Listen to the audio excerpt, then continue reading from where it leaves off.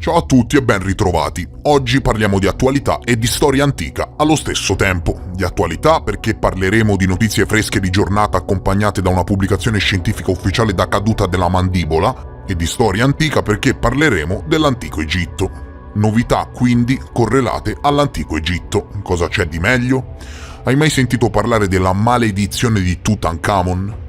La maledizione di Tutankhamon è una leggenda che ha preso piede negli anni seguenti alla scoperta della tomba del faraone nel 1922. Secondo questa credenza popolare, chiunque disturbasse la tomba del giovane faraone sarebbe stato colpito da sventura e morte. La leggenda è alimentata in gran parte dai racconti dei media dell'epoca e dall'effettiva morte di alcune persone associate alla tomba poco dopo la sua apertura. Ma quanto c'è di vero? Quanti dubbi ci sono? Forse oggi possiamo finalmente, dopo 92 anni dall'apertura della tomba, rispondere a questo quesito.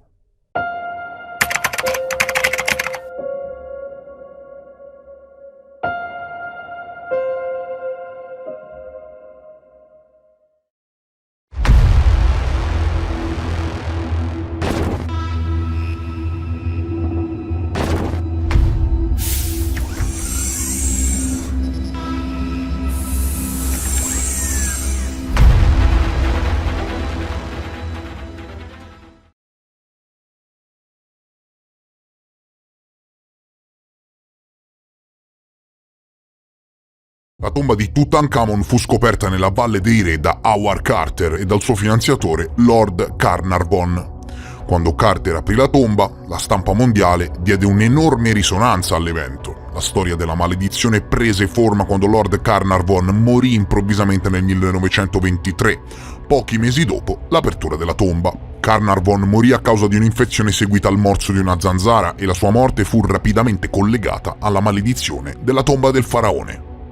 La leggenda della maledizione di Tutankhamon trae origine da una serie di eventi e circostanze misteriose che hanno coinciso con la scoperta della tomba del faraone nel 1922.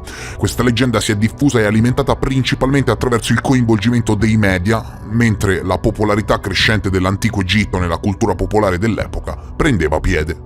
All'inizio del XX secolo l'Egitto antico esercitava un forte fascino sull'immaginario occidentale, in parte grazie al colonialismo e al fascino associato a culture remote e antichissime. L'egittologia, in pratica, signori, era un campo in rapida espansione e il pubblico era affascinato dai racconti di scoperte e tesori. La morte improvvisa di Lord Carnarvon e la sua vicinanza temporale alla scoperta della tomba fornirono così il terreno fertile per i giornalisti e per il pubblico per speculare su una possibile maledizione. I giornali dell'epoca, sempre alla ricerca di storie sensazionali, pubblicarono articoli su presunte maledizioni associate alla tomba dei faraoni, spesso citando anche iscrizioni come prove di avvertimenti sovrannaturali contro chi disturbava i morti. Queste storie erano spesso esagerate o comunque fino a quel momento non associate da prove concrete.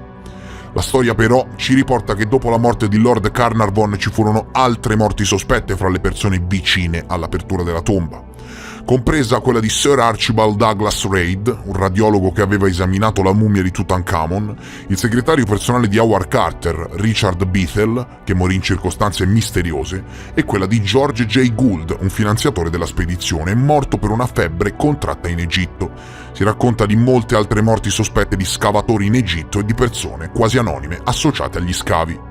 Ogni nuova morte alimentava ulteriormente la leggenda e sia come sia, tutte le morti avvennero poco dopo l'apertura della tomba.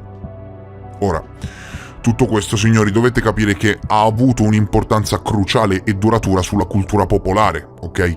Esistono ancora oggi persone che pensano che la maledizione di Tutankhamon sia reale e che in effetti non sia molto consigliato disturbare le tombe degli antichi egizi.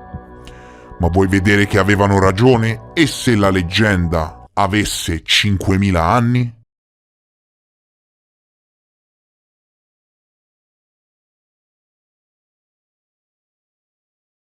Lo studio di Ross Fellowes, in una ricerca pubblicata sul Journal of Scientific Exploration, spiega come all'interno della camera mortuaria sigillata oltre 3.000 anni fa ci fosse la presenza di radiazioni da uranio. Avete capito bene. Secondo le ricerche dello scienziato, i livelli di uranio sarebbero stati così alti che chiunque ne fosse venuto a contatto avrebbe sviluppato delle malattie e il cancro.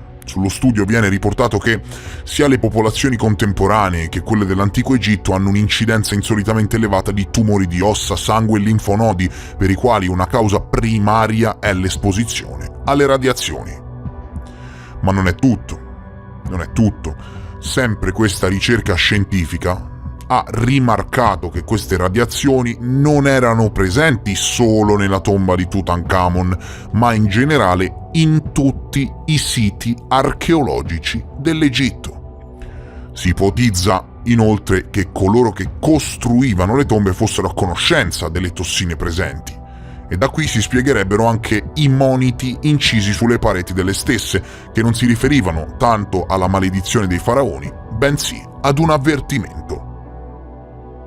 Quanto c'è di vero? Che dubbi ci sono? Ne stanno parlando tantissime testate giornalistiche, anche importanti, di caratura internazionale. Che cosa ci racconta questo studio? Come può essere possibile che in tutti i siti archeologici dell'antico Egitto siano presenti livelli considerevoli di radiazioni da uranio? Una cosa voluta o anomalie naturali? Parliamone, perché la questione si fa davvero, ma davvero interessante. Fino ad oggi erano solo speculazioni e oggi invece diventa argomento serio di ricerca scientifica sul quale indagare. Segui fino alla fine. Anche perché, voglio dire, ci dovranno pure essere rilevamenti empirici, dato che è stato pubblicato uno studio, no? Vediamo di capirci qualcosa. Io vi assicuro che questo studio è più inquietante di quanto si possa pensare. Tante speculazioni anche sui grandi giornali nel nostro paese e secondo me in pochi, davvero in pochi, sono andati a leggere. Oggi qui avrai la fortuna di approfondire. Vi consiglio di spalancare le orecchie, ma di spalancarle proprio, Qui, nell'estratto dello studio scientifico, viene scritto che un'indagine condotta da egittologi sul campo rivela un'incidenza molto elevata di morti insolite e coerenti con sintomi di cancro ematopoietico, uno scenario parallelo alla malattia da radiazioni causata dall'esposizione a radiazioni anormalmente elevate precedentemente segnalate nelle tombe antiche. Tuttavia, l'elevata radiazione nelle tombe non è spiegata da uno sfondo naturale, cosa rara infatti nella roccia calcarea. Qui il riesame della letteratura funeraria egiziana rivela riferimenti di uranio 235, che conferisce potere mediante un invisibile efflusso e lascia in eredità pericolosi rifiuti, che furono sepolti in una tomba sotterranea chiamata Jet, casa di milioni di anni. L'antica maledizione avvertiva che coloro che romperanno questa tomba andranno incontro alla morte a causa di una malattia che nessun medico può diagnosticare. Quindi, signori, abbiamo questo studio scientifico che attesta che non si tratta di livelli naturali di radiazioni nel substrato di calcare e che anzi l'efflusso radioattivo sembra provenire da rifiuti che sono stati seppelliti in una tomba. Nella parte introduttiva del fascicolo, signori, è tutto molto strano, vero? Nella parte introduttiva del fascicolo viene scritto qualcosa di davvero molto interessante. Ci viene riferito che la cosiddetta maledizione di Tutankhamon non risale alle morti del 1922, ma bensì al 3000 a.C., a 5000 anni fa. Viene scritto che la storia della maledizione è molto più antica, risalente ai primi periodi dell'antico regno, circa nel 3000 a.C. Nell'antico Egitto la tomba era chiamata Perjet, che significa casa dell'eternità, letteralmente milioni di anni. Era caratterizzata in termini religiosi come sacra o inviolabile, inapprocciabile. Tale conoscenza antica è passata nel folklore arabo moderno, dove i primi archeologi europei registrarono che le rovine erano ancora chiamate Haram el-Mastabat, proibito, vietato, Mastaba, e le guide locali si rifiutavano di avvicinarsi a questa tomba per paura di Illahat, degli spiriti maligni. La natura della maledizione era esplicitamente iscritta su alcune tombe, con una traduzione che si riferisce a coloro che rompono questa tomba incontreranno la morte per una malattia che nessun medico può diagnosticare. E lo studio ti cita gli scritti antichi dal quale è estratta questa frase. Quindi sappiamo, signori, che la maledizione risale al 3000 a.C. Lo studio è un fascicolo ufficiale di 20 pagine che ovviamente condividerò a fine video sul mio canale Telegram. Qui nella parte del documento intitolata Fonte delle radiazioni viene scritto che Livelli insolitamente elevati di radiazione sono stati documentati nelle rovine delle tombe dell'antico regno a Giza. È stato rilevato il radon in varie tombe sotterranee a Saqqara. Il radon è un gas radioattivo emesso dal decadimento dell'uranio. Le relazioni hanno rilevato radioattività ambientale ma non hanno identificato la fonte primaria. Le radiazioni sono state rilevate con i contatori Geiger in 2 siti a Giza vicino alle piramidi. Le letture sono state descritte come intensamente radioattive nei magazzini nel seminterrato dell'edificio della valle di Kefren, mentre sottoterra, al livello 2 del pozzo della tomba di Osiride, l'intensità radioattiva era associata a 2 cofani di pietra, in particolare dagli interni. Questo studio, inoltre, non si limita alla ricerca scientifica delle radiazioni, i siti, eccetera, ma anche simbolica. E seguite con molta attenzione perché penso che questa sia la parte clou del video. Infatti riferisce attraverso tutta una serie di ricerche, sostiene questo studio che gli antichi egizi sapessero molto bene di che cosa si trattasse e attraverso tutta una serie di simbolismi e leggende mettessero in guardia dalle radiazioni. Qui nella parte del fascicolo intitolata Simboli delle mastaba viene scritto che le etichette dei vasi di Abidos risalenti al 3400 a.C., prima di Cristo, distinguevano 2 tipi di uccelli corrispondenti alla designazione moderna della radiazione particellare alfa e beta. La radiazione alfa era rappresentata come un'oca grande e lenta. La radiazione beta era rappresentata come un piccolo uccello, identificato come una tortora o un passero, spesso illustrato che scappa su per il pozzo verticale delle mastaba. Questo, signori, è devastante. Io non so se mi state seguendo, se state capendo. Ecco, per riassumere, secondo questo studio gli egizi conoscevano le 2 designazioni fisiche di radiazioni. La fisica moderna distingue 2 classi di radioattività nucleare, la radiazione particellare alfa e beta e le onde elettromagnetiche gamma, e in maniera davvero da caduta della mandibola, secondo questo studio, simboli perduti del 3400 a.C. in Egitto sono corrispondenti alle differenti tipologie di radiazione. Questo simbolo si chiama Ka, ritenuto potente e pericoloso e inizialmente visualizzato come un simbolo astratto con testa di serpente, successivamente umanizzato in braccia e mani umane erette. In questo simbolo solare, infatti, i raggi hanno la bocca di serpente, proprio perché i raggi del Sole, signori, sono radiazioni ionizzanti che se non fosse per l'atmosfera ti friggerebbero e in qualche modo lo sapevano nel 3000 a.C. Il documento è molto complesso e articolato e io, caricando il PDF sull'intelligenza artificiale più avanzata del mondo, GPT-4, ho fatto una sola e semplice domanda. In questo studio emerge che le radiazioni rinvenute nei siti in Egitto sono naturali o no? E, riassumendo il tutto in modo semplice, l'intelligenza artificiale risponde che il documento suggerisce che i livelli di radiazione rilevati nei siti archeologici egizi come le tombe dell'antico regno a Giza e le tombe sotterranee a Saqqara non sono di natura esclusivamente naturale. Non sono di natura naturale. Viene avanzata l'ipotesi che queste radiazioni potrebbero derivare da tecnologie antiche che utilizzavano materiali radioattivi come l'uranio.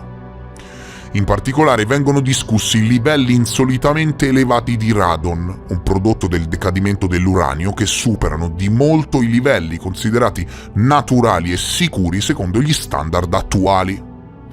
Questa ipotesi è avvalorata dal ritrovamento di strutture e materiali che potrebbero essere stati utilizzati per immagazzinare rifiuti nucleari. Io lo ripeto, questa ipotesi è avvalorata dal ritrovamento di strutture e materiali che potrebbero essere stati utilizzati per immagazzinare rifiuti nucleari. Inoltre, viene indicata una correlazione tra queste radiazioni e il testo delle antiche scritture egizie che potrebbero descrivere pratiche di manipolazione e utilizzo di materiali radioattivi. Pertanto, secondo lo studio, esiste la possibilità che le radiazioni rinvenute non siano completamente naturali, ma legate a pratiche antiche di gestione dei materiali potenzialmente radioattivi. Ora, dove li prendessero gli antichi egizi materiali radioattivi e strumenti atomici, noi ora un'idea ce la facciamo. Comunque questo studio è qualcosa di veramente fenomenale. Questo studio certifica, signori, che le radiazioni rinvenute nei siti dell'antico Egitto non sono naturali, capito? Non sono naturali. Cosa significa questo per la nostra comprensione del mondo antico? Voglio dire, secondo la scienza moderna, le radiazioni sono state scoperte nel 1894. Chiaro? Cosa ci sfugge? E anzi, vi rendete conto di cosa può significare una conoscenza del genere? Non fermatevi ai titoli sensazionalistici e approfondite. Lo studio è pubblico e alla portata di tutti e vi basta un riassunto fatto con l'intelligenza artificiale per rendervi conto della pesantezza di questo esposto. Praticamente hanno rinvenuto altissimi livelli di radiazione nelle tombe dell'antico Egitto e oggigiorno abbiamo abbastanza conoscenze scientifiche per sapere che quei livelli non sono coerenti con il territorio e con la formazione rocciosa di quei luoghi, ergo non sono livelli naturali. Deve esserci stato qualcosa, devono aver utilizzato qualcosa che forse è in grado di fungere da anello di congiunzione per molti altri misteri correlati all'antico Egitto. Il documento suggerisce che i livelli di radiazione rilevati nei siti archeologici egizi, come le tombe dell'antico regno a Giza e le tombe sotterranee a Saqqara, non sono di natura esclusivamente naturale. Viene avanzata l'ipotesi che queste radiazioni, signori, potrebbero derivare da tecnologie antiche che utilizzavano materiali radioattivi come l'uranio. Questa ipotesi, amici miei, è avvalorata dal ritrovamento di strutture e materiali che potrebbero essere stati utilizzati per immagazzinare rifiuti nucleari nel 3400 a.C. Inoltre, viene indicata una correlazione tra queste radiazioni e il testo delle antiche scritture egizie che potrebbero descrivere pratiche di manipolazione e utilizzo di materiali radioattivi. E penso che a questo punto io mi possa, di gran lunga, fermare qui. Direi che qualche mandibola è caduta, la mia sicuramente. Sono sicuro che i più appassionati faranno gli appositi approfondimenti e apprezzeranno molto questo video. Infatti, se sei arrivato a questo punto del video e pensi che merita, fammelo capire con un like. Il tuo contributo in termini di like e commento per l'algoritmo è importantissimo e mi permette di mantenere una costanza elevata di pubblicazioni settimanali qui sul canale. Quindi prenditi, guarda, 3 secondi, ok, contati, e lascia like a questo video se hai apprezzato. Io vi ringrazio per essere stati con me, mi raccomando fatemi sapere cosa ne pensate con un commento e io vi rimando come sempre al prossimo episodio. Adieu!